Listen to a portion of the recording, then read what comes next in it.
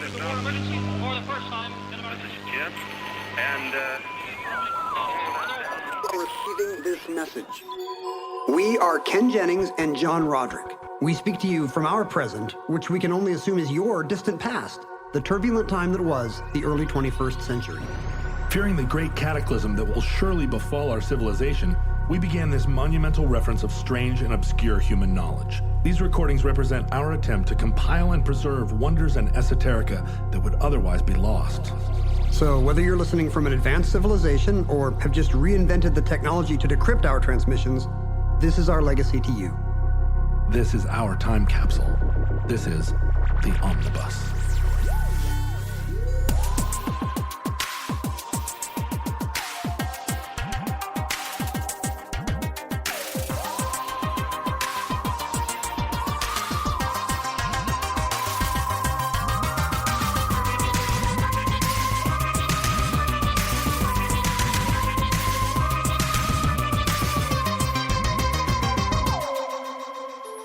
You have accessed entry number 865.1C0924, certificate number 28924, the Olympic Marathon of 1904.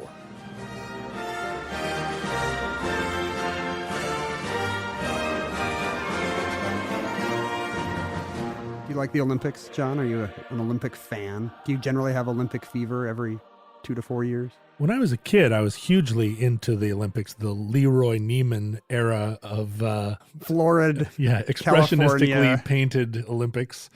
I think I'm exactly the age that does not remember the Munich Olympics, but does remember the 76? The 76 Olympics. Montreal. Yeah. Nadia. That's right, Nadia Comaneci. I'm a little younger than you, and I have an Olympic gap because of Jimmy Carter Right. boycotting in 1980. So there's this 8-year Olympic wasteland, which was harder on the athletes than for me, but I'm a victim too, I guess. Well, harder on the whole history of the Olympics. But you remember when the Olympic year was winter, summer in the same year. Yeah. And that actually seemed, I guess in hindsight, it does make more sense to shake it up. Yeah, but I don't like it. I preferred it when the Olympics were like, it's 1976 and it's going to be Olympics all year. I do too, but is that just because that's how it was when we were kids and everything's better when you're kids? Well, or just that the Olympics every 2 years makes it seem like it's less it's special. always the Olympics. Yeah, it's the Olympics again. It's like, is it my turn to take out the trash again? Well, is it the luge again? Then it's like X Games, and there's so many different Olympics now. Also, the fact that the Winter Olympics are kind of the lame ones means that every 2 years you've got, it's the Olympics this year. Oh, but they're in, Sochi. These must be the lame ones. Wait a minute. It's in a city I've never heard of. I absolutely refuse to accept that the Winter Olympics are the lame ones. No, the Winter Olympics are the lame ones. No, I grew up in Alaska. The Winter Olympics were the only ones we cared about. Like they have the real sports, like biathlon. I have actually had friends in the Olympics. Wow. But they're all from the ski sports. Like Tommy Moe, who won gold for the USA in the giant slalom and downhill. Yeah, I think that's right. He was like a guy that I grew up skiing with. We actually went to see Metallica together. I didn't realize this would be such a great chance for you to name drop if I would insult the Winter Olympics. Listen, if you get a chance to name drop a gold medalist, take that opportunity. I feel like that's evidence that winter is lamer because I don't hang out with Jamaican long distance runners because the summer races are actually a little more elite. These are not just bums from your childhood running around. These are actual athletes in real stadiums, so you don't know them. I see how it is. But just being friends with an Olympian sort of denigrates the whole. But Tommy Moe is a pretty good one. It's not like some random third guy in a bobsled team. Like no, he was legit. He was on our celeb. ski team, and he's a couple years younger than me. But even when I was 12 and he was 10, he was visibly a better skier than anybody else. He just took a different line down the mountain and just had a lot of confidence on the skis. The first Olympics I remember as a kid was 84 in LA, and it was an American homegrown Olympics. So everybody went nuts. Yeah, but also the Russians boycotted it. It's not a legit Olympics. But do you remember the story where I remember this personally. We would go to McDonald's a lot, and McDonald's had a giveaway at the time where you'd get maybe a scratch card or something, and if the U.S. medaled in the event on the card, you'd get a free McChicken or a free Big Mac or something. And they had done all the cards in all these events that we never meddled in. Because what are the odds that we're going to do anything in women's swimming against these muscular Soviet bloc types? And then when all the Eastern European, all the Iron countries, Warsaw Pact countries boycotted, suddenly McDonald's had to give away McNuggets hand over fist, and they just lost millions. Oh, that's genius. On this promotion. Well, like the Leroy Neiman thing was also a McDonald's promotion. Leroy, for those not in the know, I don't think we should assume that these Futurians we're talking to have Leroy Neiman, Michael Jordan posters on their bedroom walls. I have to assume even maybe the giant insects of the future are still into Michael Jordan. I doubt they're into the oil painting stylings of Leroy Neiman. Could his colorful splashes of paint survive any apocalypse? I guess only our listeners know. So he was a sports. This is a thing that doesn't even exist in our current time, which is a famous sports painter. Who are your 10 favorite sports painters, John? I like Reggie Jackson Pollock and. Yeah, he was a big deal, and he did an entire series of paintings, like very kinetic paintings, sort of like in a not impressionistic, really, because they were sort of also pretty realistic. But yeah, it's like the faces are actually like photorealistic, but then they've got all these sort of splotches of color and lens flare kind of a vibe going on. So he did these paintings for the Olympics, and then they were given away, or maybe they were on placemats. No, they were like prints. You'd go to McDonald's, buy a Happy Meal, and get a Leroy Neiman print. That's a funny part of our childhood, when you would go to fast food and get a glass or something, or go to the service station and come home with a glassware or flatware or something. I mean, here in my house, I have maybe half a dozen to a dozen banks, little piggy banks that are in the shape of houses or cars. And you would get those when you open an account at a bank. They'd give you a piggy bank shaped like a thing that you were presumably saving to buy. And that works on a very small segment of the population, but it sure seems like you might be one of those people. Well, yeah. If you have dozens of these still. I mean, back then you could buy a house by putting a quarter every once in a while in your little house-shaped piggy bank. Sure. At the end of the month, you can go buy a $10,000 starter house in Levittown.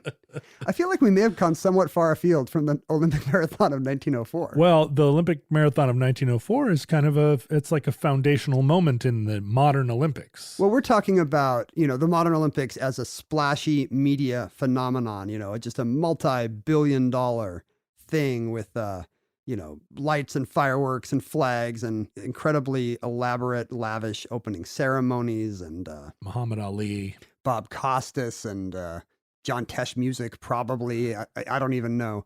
But, it's this massive spectacle, unparalleled spectacle, to make the 4th of July look just lame. And that was not always the case. Well, and it's also like an event of global unity, right? The countries from all around the world come to participate in what is supposed to be the non-commercial side of sport. Which is kind of a joke now. I mean, nothing's more jingoistic than the Olympics. Nothing has more money pumped into it. Right. Nothing has more, pampered big name athletes. But as an athlete, traditionally, you weren't allowed to be a professional, right? You couldn't profit from your athleticism and compete in the Olympics. Right. That's the original Olympic tradition. And I think even in our time, I don't know if the Olympic movement has survived to where our listeners are, but in our time, it's hard to imagine the Olympics as a little struggling startup. Huh. But that's essentially what it was at the beginning of the 20th century. Well, let me ask you this, right? The Olympics are, and again, for the Futurians, it may seem like time is compressed. Time is a flat circle.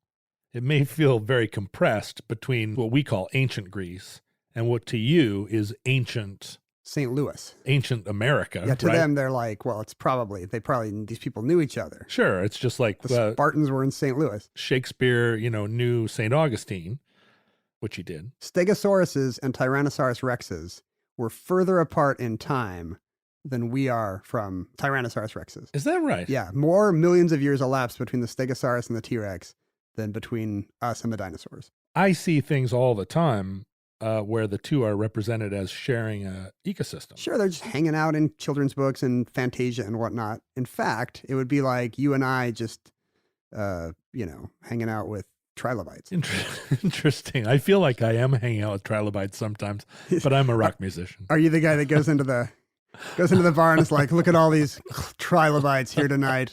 Let's go somewhere else.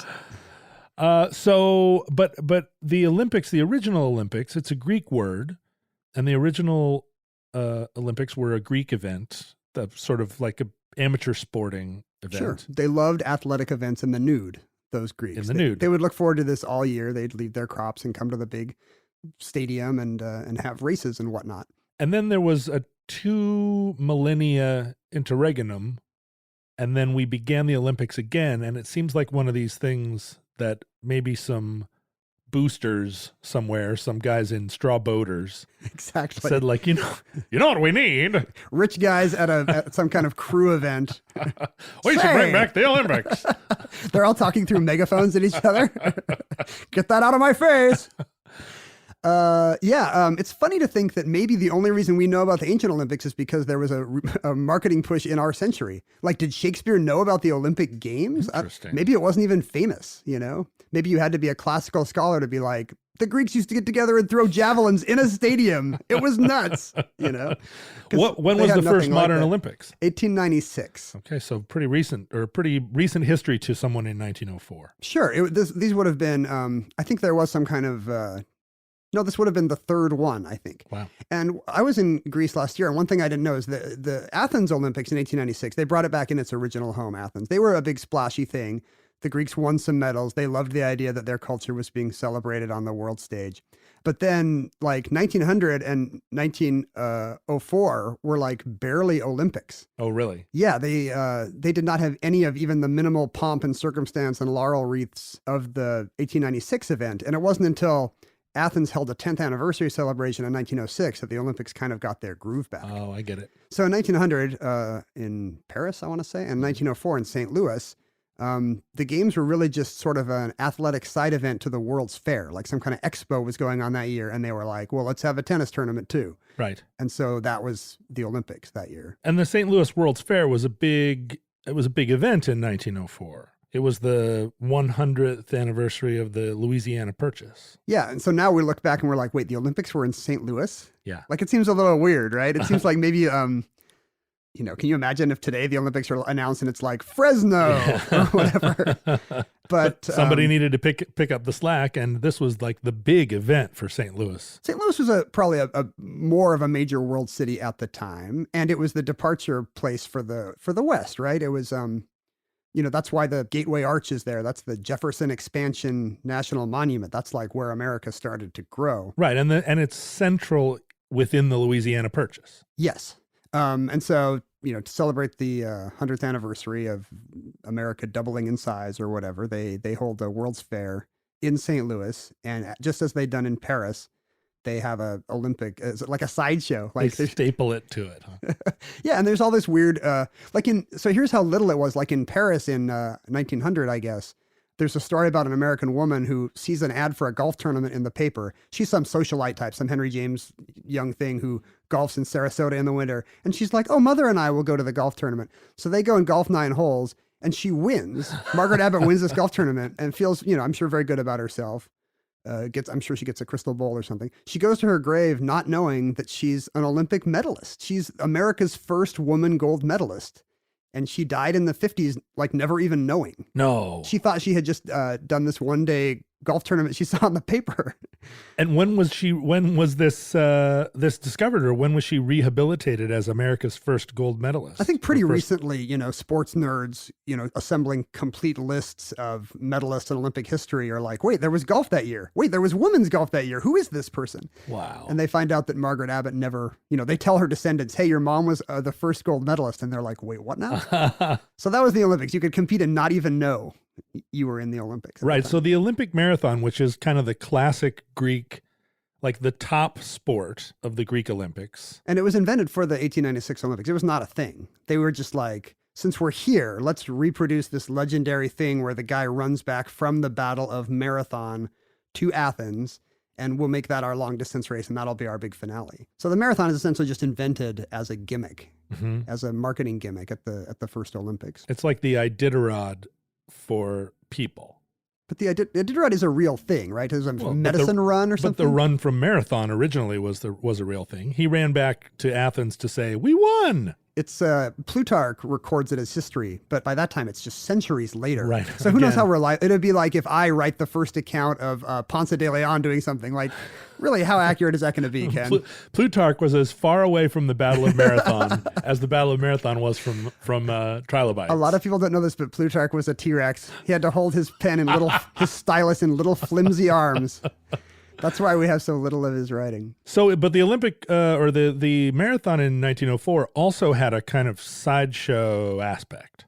Yeah, it was like this sort of hastily thrown together golf tournament. This was not some world-class thing with prelims and heats and whatnot, you know. It was just like, who wants to run 26 miles in St. Louis? And the distance had not been fixed, by the way. Today you see all these a-holes with 26.2 stickers on their cars, you know. Like, Oh, is that what that means? did you just think that was... I thought it was a biblical reference. It was something to do with like what their tire pressure was. You're like, if I knew more about Jesus, I would not... Their tire pressure, yeah. It's like, I'm running 26.2. I'm very proud of my low tire pressure. My other tire is also an honor student.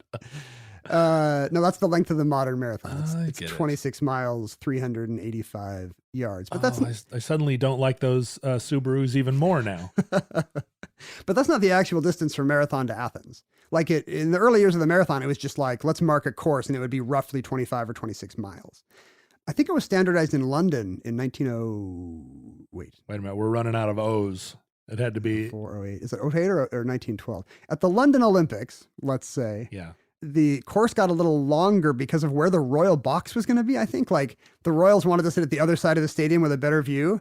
And, you know, in typical aristocratic fashion, it's like, yes, let's make those Greek men run a little farther to get to us. Because they want to end right in front of the royals. Right. That's the finish line. Well, and they probably sat on that side so the sun wasn't in their eyes. I'm sure it's something like that. There's even a legend about the start of the race where they moved the box so the Princess of Wales could like hear her baby crying from a window in Buckingham Palace or something.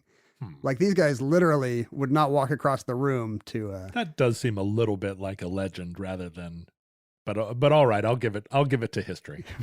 As Plutarch wrote about the Princess of Wales's baby. So by this Olympics, it was just a roughly 26-mile course. There was no scientific accuracy, and apparently it was just a nightmare experience. Well, so who were the competitors, if not like professional marathon runners? It wasn't just contest winners. Like there were some people who had, won or finished highly in the Boston Marathon or the New York Marathon. Apparently in the wake of the Athens Marathon in 1896, some city marathons had started up. Oh, so the Boston Marathon is older than what we're talking about here. Sure, yeah. The big American marathons predate this. So there were some people who at least knew they could run 26 miles and had done so in the last few months.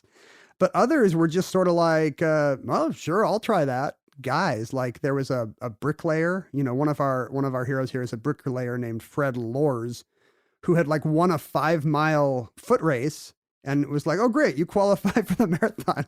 Just do that again 5 times, basically. He'd never run 26 miles, presumably, in his life. I don't know. I don't think so.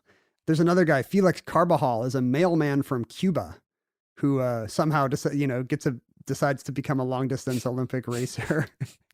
This is the guy that showed up in long pants, right? Oh yeah, that's true. He gets to New Orleans and I think he loses all his gear like in a dice game. Like apparently New Orleans has not changed at all. Like within 10 minutes of arrival, he immediately gets fleeced, and so she shows up for the marathon in like, looking like some shabby Italian man from a neo-realist movie. He's got like a button-down shirt and a jacket and long pants. And I'm watching you now, and you're imitating a guy with a stick over his shoulder and a little bundle, like a bindle tied at the end. He has a bindle for some reason, a polka dot bindle.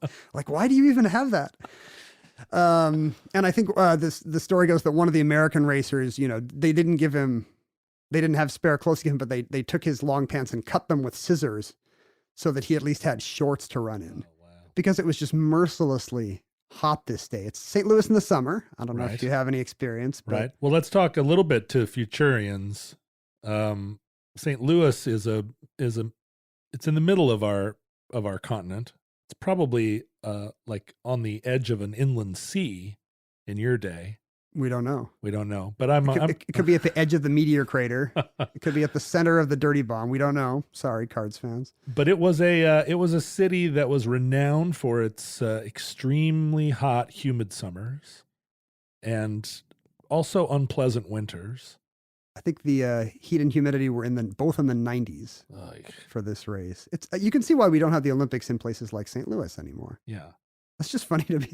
It's like, do you remember when Ted Turner had those like vanity Goodwill games or whatever? Sure. And they'd just be in weird places. We had one here in Seattle, didn't we? Oh, did we? Yeah, I think we had a Goodwill Games. I think you're right. Yeah. So yeah, it's just like La Paz, Bolivia, or whatever. Come to Warsaw. So it's, it's just, but in the old days, the Olympics could just be in Antwerp or something. Who knows? Right. So you've got this ragtag group of people that are just like lining up on a like a chalk line somewhere. Yeah, and there was really no dedicated course. I mean, the runners had, they sort of sketched off this path, but I think they wanted to make it like the final level of a video game. Like they wanted it to be exciting. So the course is 7 hills. Just like the like famous Rome, 7 hills of Rome. Is St. Louis hilly? I wouldn't have thought of it as a 7-hill kind of a city. Well, the Mississippi River flows through St. Louis. Sure, you got the banks of the Mississippi. And the hills are not, we in the West, there are some requirements what qualifies as a hill. Is that true? There's a committee? You're not going to call something a hill that's just like a bump. But St. Louis is, let's say, rolling hills. It's not like Pittsburgh where it feels hilly there. I feel like I've only been down by the river. But apparently this course was very grueling. 7 hills and just running through traffic. People just dodging streetcars and little boys pushing hoops with a stick. Yeah, a guy on Newsies. a large bike. What's the large tire bike called? Right, the penny farthing bike farthing. with one big wheel and one small. Yeah, so it's just like that. It's like the street scene from the flashbacks in Godfather Part 2, but then a marathon comes through that. So not super convenient because it was just like, and nobody knew. You have to imagine it was not, right. Something everyone would be like, oh, hey, it's marathon day. Like nobody really knew what was going on. They knew the World's Fair was going on and there was all this crazy ethnic dancing and pole climbing, all this weird cultural exhibitions, probably super racist, I can only assume. I think conventional contemporary thought about the St. Louis Expo was that it was the heyday of the, what would you call it? The imperialist cultural anthropology years, where they had savages come and do their native dance. Put your hair in a bone. We don't do that. Yeah, you do now. Right. And I think people from kind of all around the world bringing people from different cultures, but sort of doing that like loincloth, reconstruct their quote unquote village out of straw. And then they would just sit there like an exhibit. It's a zoo, basically. It's terrible. So there's a lot of revisionism about how bad the 1904 fair was, just because it was guilty of these real like imperialist crimes. The most racist World's Fair. St. Louis is still proud to this day. Well, there were a few racist World's Fairs. Maybe they were all super racist. Pretty racist back then. But interestingly, the St. Louis World's Fair was also the debut. I think at the time, the anthropology stuff was not what people cared about. It was the debut of... It's a food. Is that right? No. Oh. It was the first display of private automobile. The first time that anyone had ever seen a car. Wow. That you could conceivably buy. It was, the Wright brothers flew their first flight in December of 1903. So this was the introduction of powered flight was on display here. That's funny that the airplane is invented and many people have not seen a car. That's interesting how close they are. Yeah, right at the same time. Huh. This was the St. Louis World's Fair was the introduction of the electric streetcar, which didn't exist prior to this. Streetcars were pulled by horses. Oh, really? There's no powered streetcars? Not even. Well, or maybe coal. But that seems weird. That does seem weird. It was the introduction, I think, of the radio.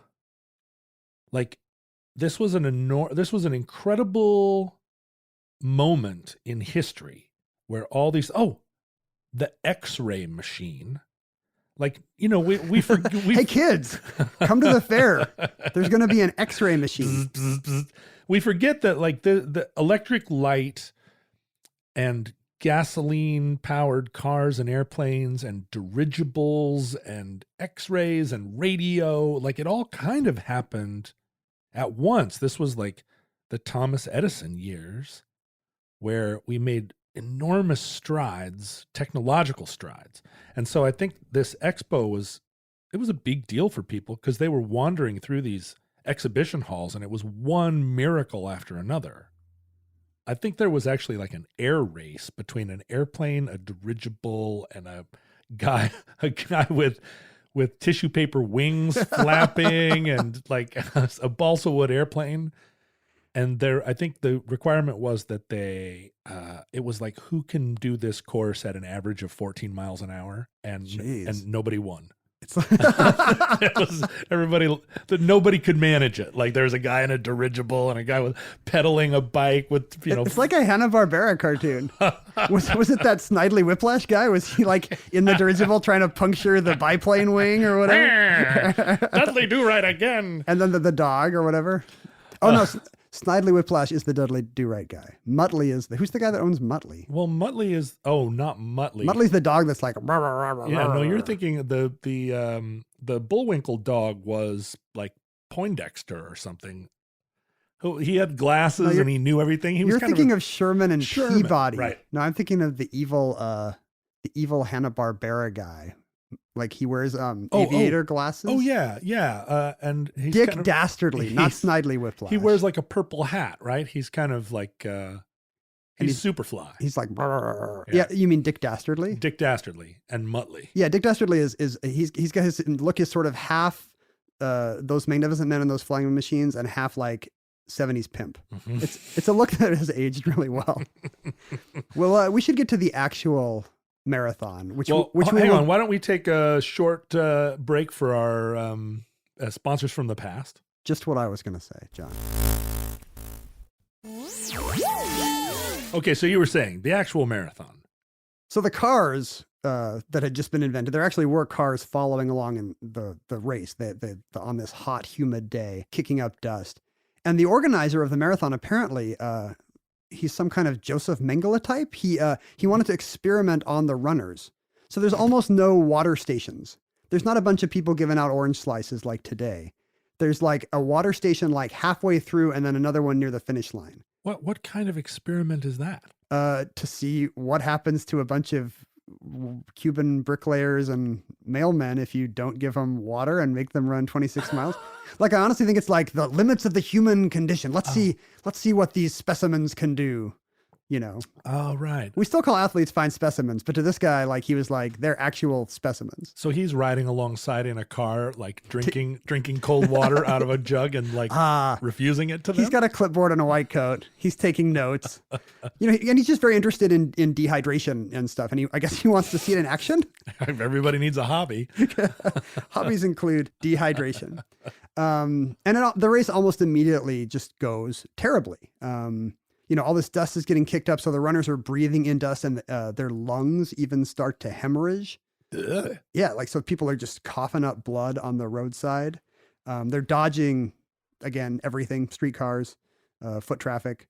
There's a bunch of South Africans. I think some of these cultural exhibition guys have joined the race. And one of them just gets immediately chased off path by a mile by a pack of wild dogs.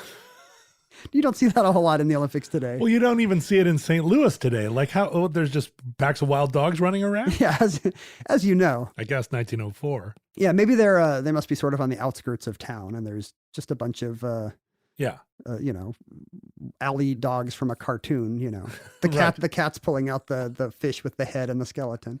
Back when mice lived in little holes. Exactly. In little perfect little arch. It was a simpler time. Man and wild dogs lived in harmony, but not during this race.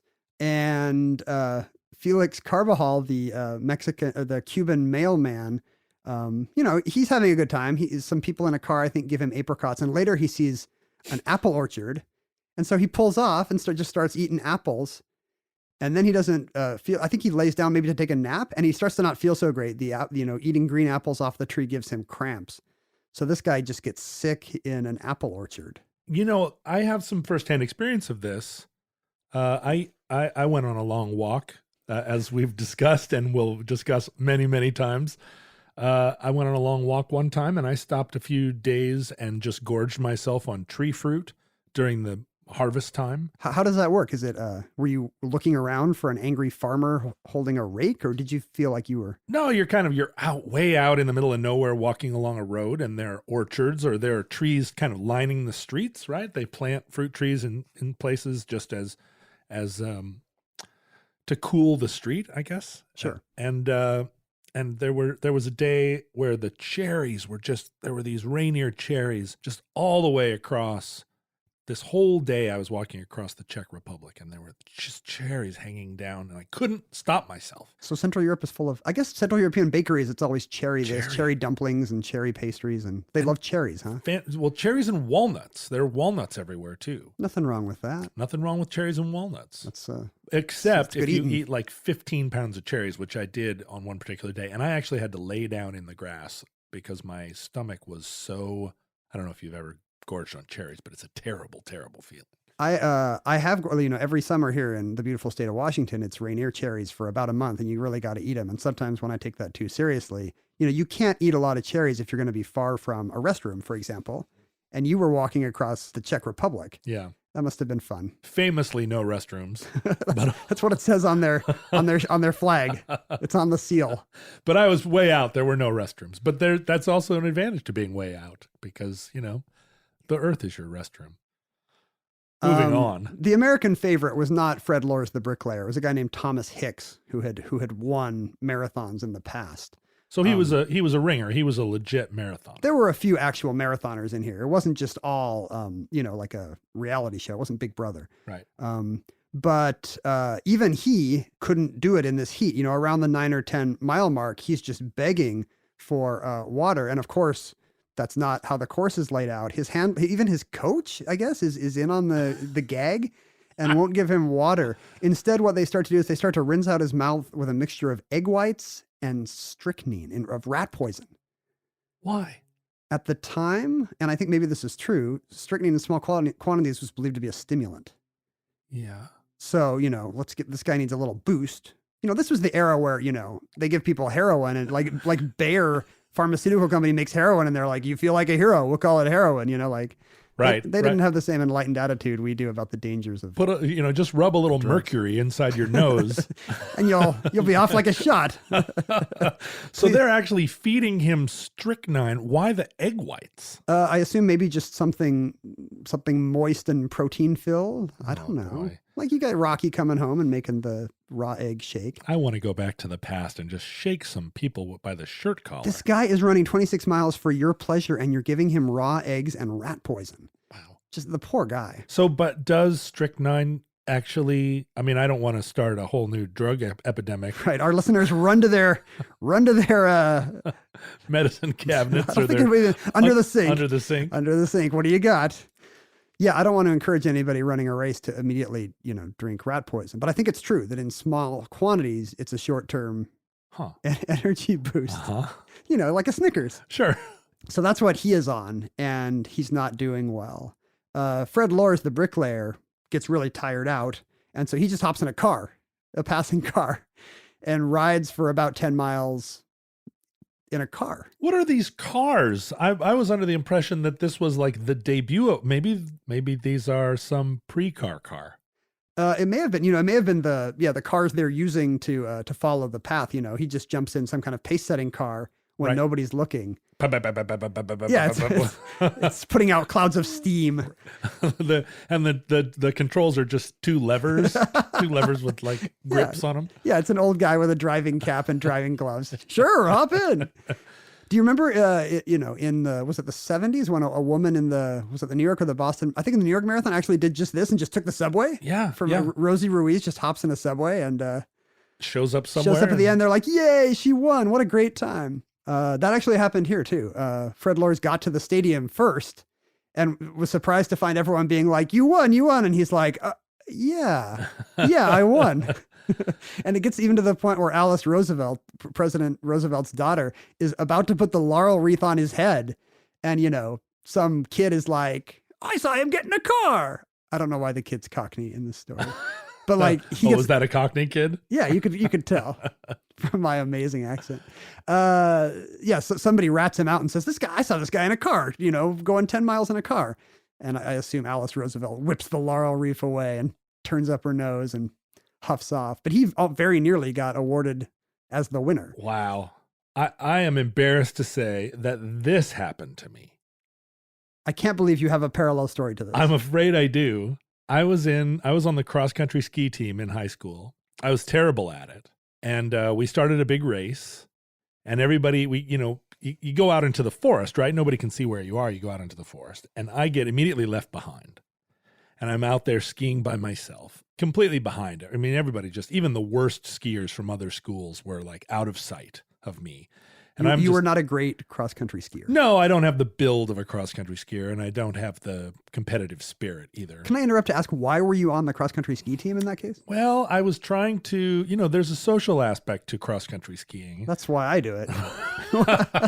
Which is... It's about the friends you make along the way. At least in Alaska, right? The cross-country skiers are typically not the snowmobilers, if you know what I'm saying. What's the class distinction here? Well, the cross-country skiers are like wool sweater wearing. Oh, that's the preppy sport? Yeah, it's the preppy sport. It really is. I don't know anything about Alaska preppies. Yeah, cross-country skiing is a preppy environmentalist style. It's a leftist, liberal kind of cultural There's a political divide between really the snowmobilers and the cross-country skiers. Even between cross-country and downhill skiers. The cross-country skiers are the granola crunchers. I see. And they found out you were out stumping for McGovern and made you join the... Well, there was this girl that I liked who was very preppy, and she was very cross-country ski team, and I joined the cross-country ski team. Now, eventually, everybody agreed, the coach and everyone else on the team, and I agreed that I would be better suited as the manager of the cross-country ski team, which I became. And I had a great time as the manager because I'd stand in a woolly sweater, and as people would ski by, I'd go, yeah, pick it up. Good job. That's a good gig. It was a great gig. But when I was still racing, I got left behind. And at one point I was skiing along and I saw a bird's nest in a tree, and I stopped. And you're the mailman here. Yeah, I climbed up and found this nest. And then, so now I'm carrying a nest. You omitted the fact where you took the nest with you. Well, it was like in the middle of winter. There's no birds. Oh, it's not full of chirping baby birds. No. And it's an old nest, but it was interesting to me. And so I grabbed the nest, and then I get lost. I'm out there. I'm lost. There are ski trails going in every direction, and it's a long race. It's way out in the boonies. How long is one of these races? Well, these were I guess it was a 10K race. Wow. Ski. And I'm just kind of like out there picking my path, and I'm trying to stay on what I think is the arterial, and I missed a turn, and I'm skiing, and I'm tired. I don't like skiing. And all of a sudden I hear behind me this like, shh, shh, shh, shh, shh, shh. And I look over my shoulder, and a guy goes zooming past me, and he's like decked out in spandex, and he's moving. And as he goes by me, he kind of looks over his shoulder at me like, what are you doing?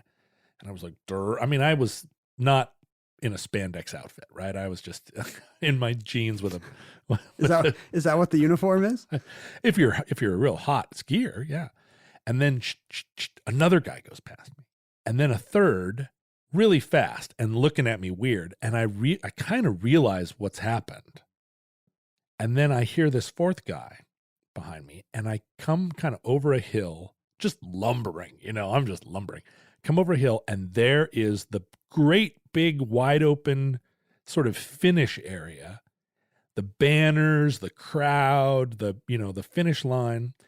And I just start to pour it on like, oh my God, like really moving. And this guy behind me, the fourth guy, now it's a race between the two of us. Sure. For fourth. Right. And he's kicking it into gear, and I'm kicking it into gear, and it looks like a race, like a legitimate battle to the finish.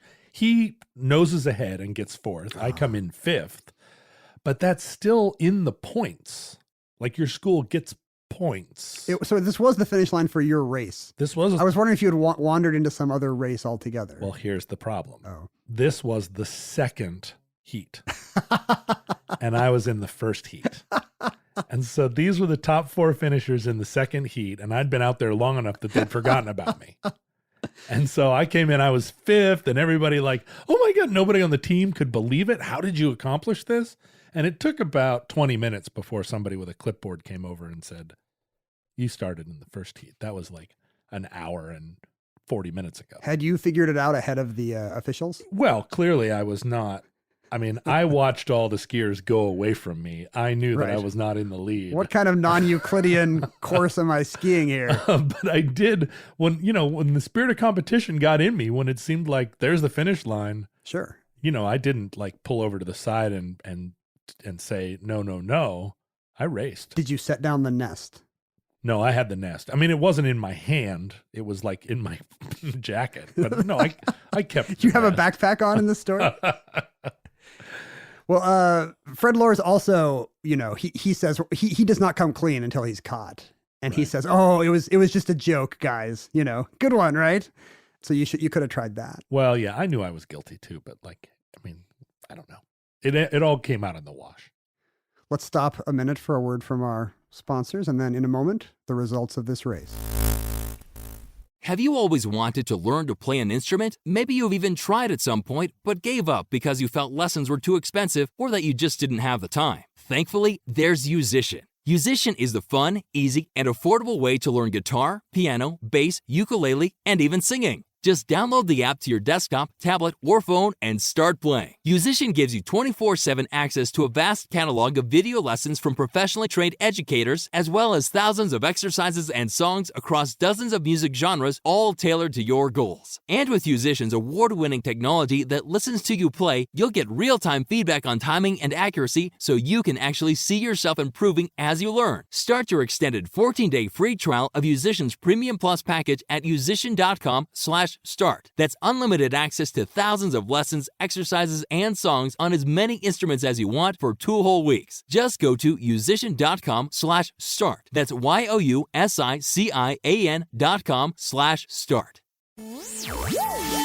The marathon's not a great spectator sport, right?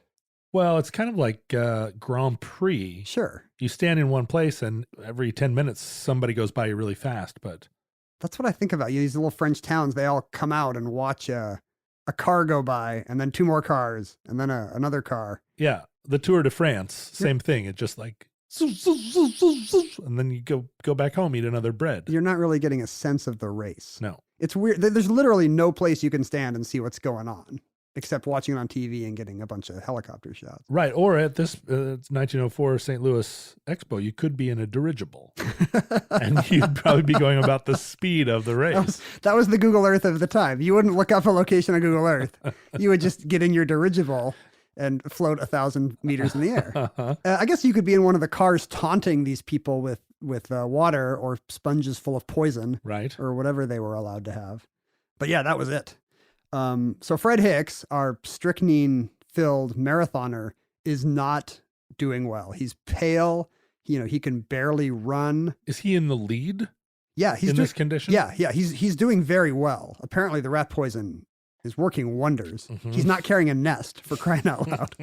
He's a serious runner, and I guess he hears that Hicks has been disqualified, and so he thinks he's lost the race, and then it's like, that dude was in a car. You can still win, through your poisoned haze, through your toxic haze.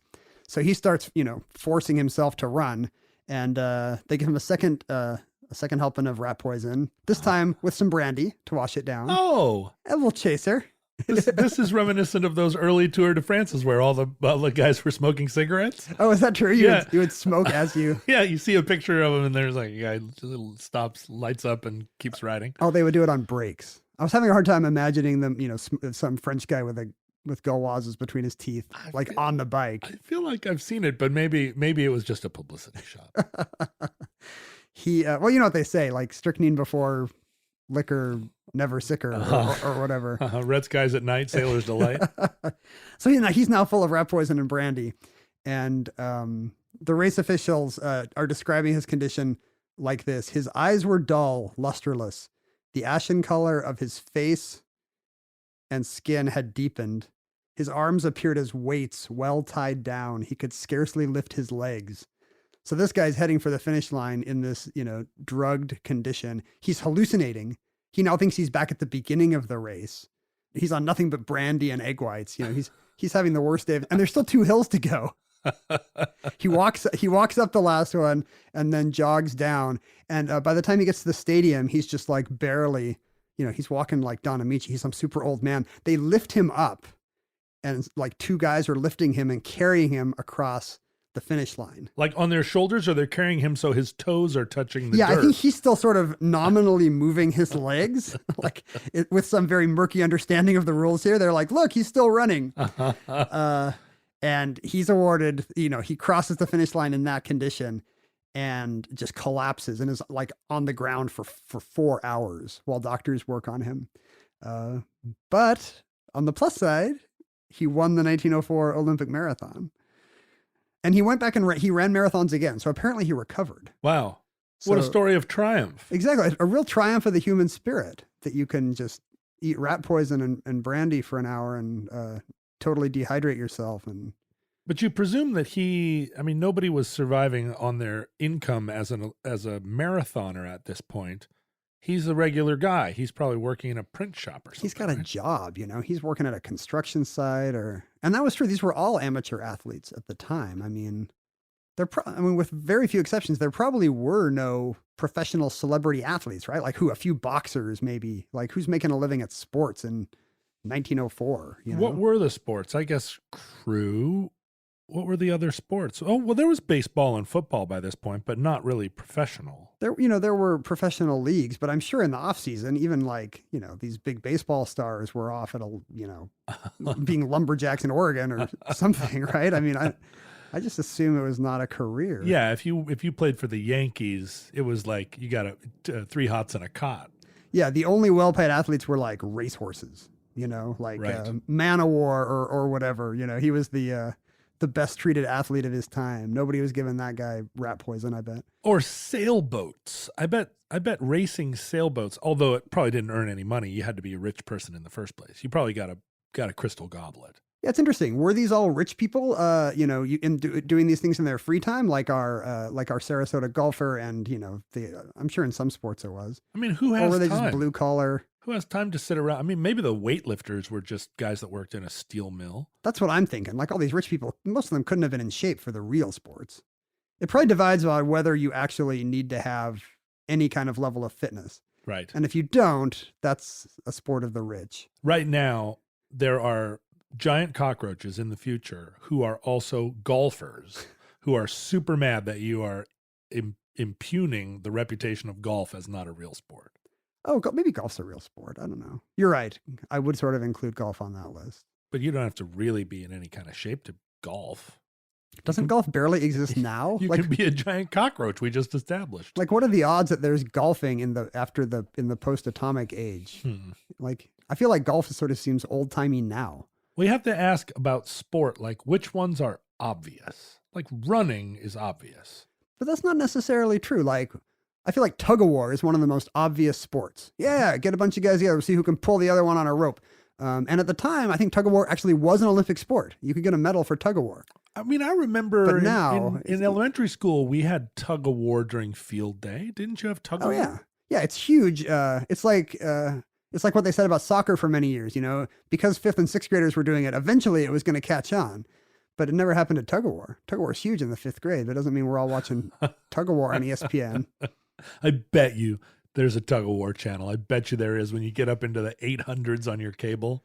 Like ESPN Quattro. It's when it's all that world's strongest man stuff. Like, then this guy's going to throw the stump. I guess they don't have tug of war there because it's a team sport. You never see is there any singles tug of war? Like, or mixed doubles, like just a guy and his wife out doing tug of war against the Johnsons. You remember there was an entire Sylvester Stallone movie about arm wrestling. Yeah.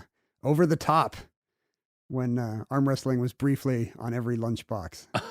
I often think back about past trends like that, and I wonder, was that actually a thing, or was somebody just trying to make it a thing? Like, does over the top exist because arm wrestling was briefly popular, or vice versa? Yeah, was somebody trying to get arm wrestling over? I mean, you think Over the about top, as it mechanical were. bull riding, which was also A one movie phenomenon. but a big thing at the time.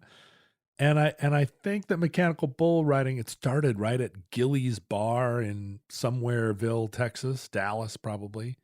It was one bar that had this mechanical bull. Did they have some like mad scientist type in the back who had built this thing and nobody knew what it was? Well, Like, maybe it was some actually Radio Shack nerd is like, hey, it's like riding a bull, but we can put it like by the pinball machine. maybe they invented it to train actual bull riders, but these guys were the first ones to Oh. put it in a bar. I see. It's like a training device. Yeah, it And would these guys get it recreationally. be like a bar that was full of rowing machines. That's going to be my next thing. Come on down to the Coxswain. It's a gay bar. Well, the funny thing is the marathon started out like that too. You know, it was just one of these, hey, this is going to be a thing. We'll make people run 26 miles. Right. And maybe that's why these guys are using it as a scientific experiment because, you know, What this is happens? the limit of human achievement. We've never actually seen anybody run 26 miles, you know? What happens if someone runs 26 miles and we follow them in a car shooting them with arrows? Yeah, that was the next year. We're getting ahead of ourselves. But it's funny that the marathon actually has become not just an established part of sporting culture, but a hobby. Yeah. You know, I'm sure we all have, you know, a half dozen friends who run marathons and half marathons. I know too many people that run marathons, even seemingly normal people. So maybe it worked. All, you know, if not for these mad scientists, you know, testing the limits of human marathon running with their strychnine and dust clouds and no water stations. But it seems like this is in the category of ancient memes that you invent and profit not at all from, It's true. right? Like nobody got rich promoting marathons as a early 20th century meme. Is there marathon merch? Like Huh. There's definitely like the bumper stickers. marathon culture of water bottles and like little shorts that wick away sweat. But And the whatever you put on your nipples so they don't bleed. it can't be a $1 billion industry. There's no way. And plus, you know, anybody can make a bumper sticker. Like you can't copyright the number 26.2. That's the genius of that. There's no You know, there's there no are, intellectual property for a fraction. I have to wonder about, you know, this is kind of like the Da Vinci perfect ratios or whatever. We all, in music, we talk about a 3-minute pop song as being precisely the limit of a human attention span. That's what the brain craves. Yeah, 3 minutes. And if you go over 3 minutes, you're giving them too much. If you go, you know, anything between 2:15 and 3 is right in the sweet spot of making people want to hear it again. Hitchcock used to say movie length would be related to the capacity of the human bladder. Like he also believed there was a physiological component. And I wonder 26.2, what perfect ratio that represents. I mean, beyond the fact that the queen wants to be able to hear her crying baby. It's just a coincidence. It's where the battle was, you know, if Plutarch is to be believed. Right.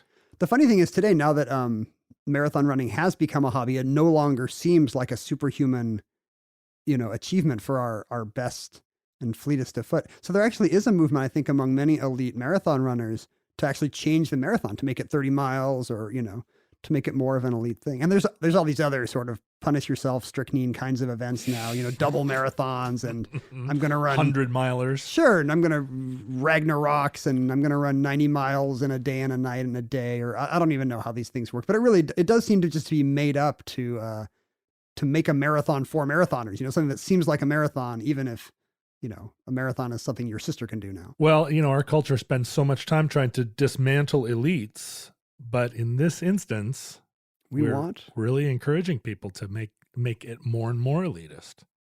I am never going to run a marathon, Ken. It's one of the things I can say pretty confidently. There are people who do. There are people who never run marathons, and then in the middle of their lives, Just decide. They decide, I'm going to start What training What about you? Do you keep it in the back of your head? Like one day, maybe I'm going to be the Cuban bricklayer who cuts the bottoms off of his pants and runs 26 miles. When I'm running, you know, Green Lake by my house, you know, if I'm running a 3-mile course, you know, I never think I would love to do this 8 or 9 times in a row, you know, but that's what marathoners don't either. Like even when you're training, you never do a full marathon until the day. Like, really? Yeah, I think that's true. You get up to like 18, you know, you run up to 3/4 of a mile and that's it. Like, it's just so bad for you that you Right. don't want to do it any more than necessary. You don't even want to put it in your brain what it feels like. It's just like, oh, it's just like 18 miles, except a little bit And then more. you got to do that thing you barely did once, and then just run for 8 miles. Yeah. Back to back.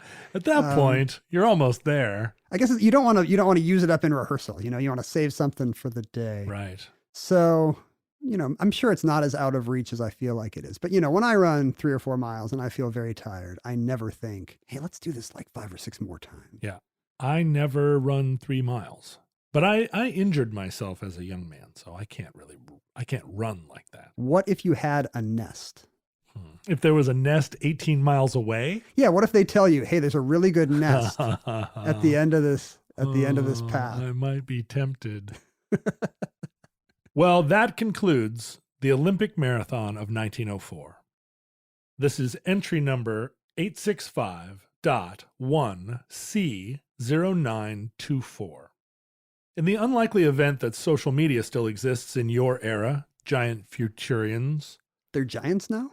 I'm going to have to assume that in order to survive, They've become megafauna, like Yeah. those giant beavers that lived in the Ice Age or whatever. I feel like by the time you have reinvented the technology to listen to our gold discs, you also would have to be big enough to like tote them. I wonder if marathons would increase, size would increase if people's stride was longer. If these giant futurelings can run a mile in, just a minute because it's like 50 steps to them. Right. Or they may skitter. They may be like, what is this running?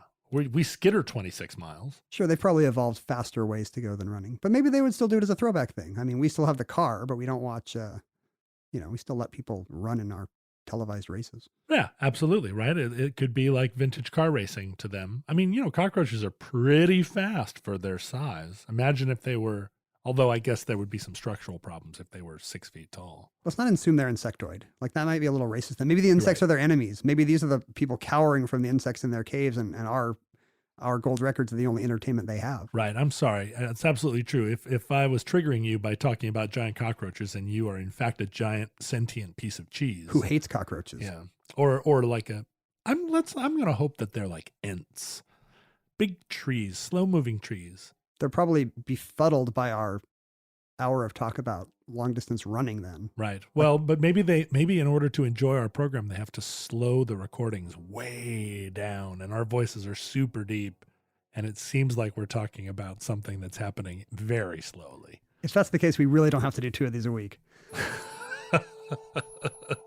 Well, all right. Now, in the unlikely event that social media still exists in your era, tweets are archived at Omnibus Project or at Omnibus Project.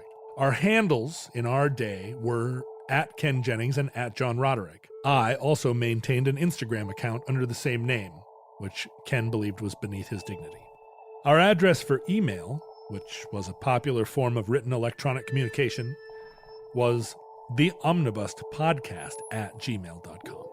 Future listeners, John and myself, live in a turbulent, eventful time. We don't know what the future holds. There's much we don't know. We don't know if we're speaking to giant insects, giant blocks of cheese, wise, stately, tree-like creatures who move a millimeter a year. We have no idea what the future holds. In fact, we hope and pray that the dire future we imagine may never exist. If it comes soon, this may very well be the last time we speak to you, but we hope that's not true. We hope to be back with you very soon for another entry in the Omnibus.